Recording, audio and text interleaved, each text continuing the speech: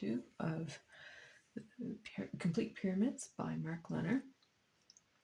This is the same page, this is the same day as the first reading. Dog has calmed down. I'm not sure if you can make him out, but he is sleeping over here. Yeah, I'm talking about you. So anyways, the geography of the pyramids. Since their lives were governed by rhythmic movements along two cosmic axes, the ancient Egyptians were immediately aware of the cardinal directions. That is, of course, the south to north flow of the Nile River. Oh, and also the sun rising and setting. The sun rose and set over the beige desert and bronze cliffs, framing them to the east and west, and the north-south axis was defined by the linearity of the Nile, which channeled the flow of goods, services, and administration of the land. Even in the delta, travel was easiest up and down the Nile as opposed to straight across.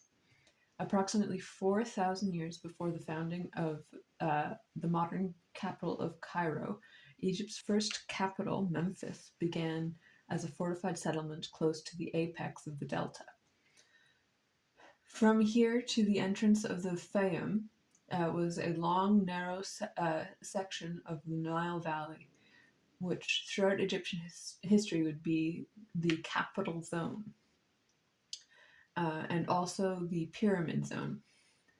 West was the traditional direction of the dead, and the high western desert along the northern capital zone became the burial grounds for royalty. Royalty, courtiers, officials, and sacred animals. In the Old Kingdom, the seat of administration may have been the chief royal residence. The sentence. In the Old Kingdom, the seat of administration may have been the chief royal residence in the valley below the cluster of pyramids. Karl Butzer, Butzer, has estimated that the two areas of greatest population density in the dynastic times were between Luxor, ancient Thebes, and Aswan, which is Elephantine. At the first cataract, and Aswan at the first cataract, and from Medium at the Fayum entrance northwards to the apex of the delta. In between was Middle Egypt, a geographic buffer zone with a lower population density. It is worth bearing in mind that the total population of Egypt at the time of the Giza pyramids, were built, is estimated to have been 1.6 million, compared with the 58 million in 1995 BCE. It says AD, but I'm editing as I go. Timeline. Chronology of the pyramid builders. I'm going to come back to that on my own time. Heading right over here. The pyramid as temple. It is true that the pyramids are pharaonic tombs, but the tomb of a pharaoh of ancient Egypt was far more than just the grave of a king.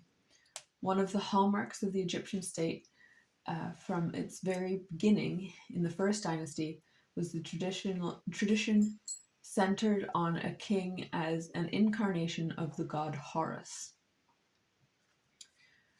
This feels quite basic. I feel like it's going to be more complicated as I get deep. Anyways, of the god Horus, whose totem was a falcon. In the world of the ancient Egyptians, the falcon soared above all other living creatures. When an incarnation of Horus died, the god passed into the next reigning king. Physical entombment within the pyramid, physically entombed within the pyramid, the dead king became identified with Osiris, the divine father of Horus. The pyramid complex was, in one sense, a temple complex to the Horus-Osiris divinity merged within the sun god in the central icon of the pyramid. As a temple complex, the pyramid was also the largest of what have been called pious foundations. That is, enormous endowments of people, lands, and produce for the sustenance, upkeep, and service of a tomb, temple, or pyramid. When the Egyptians built the pyramids, they also founded new farms, ranches, and whole new towns. No woke. When the Egyptians built the pyramids, they also founded new farms, ranches, and whole new towns in the provinces. The livestock and produce from these estates flowed into the area of the pyramid complex, where they would be redistributed to the workforce and the priests and special classes of people who served the temple complex. So the pyramid was also an economic engine, and especially during the Old Kingdom, a major catalyst for internal colonization and the development of Egypt as one of the world's first true states.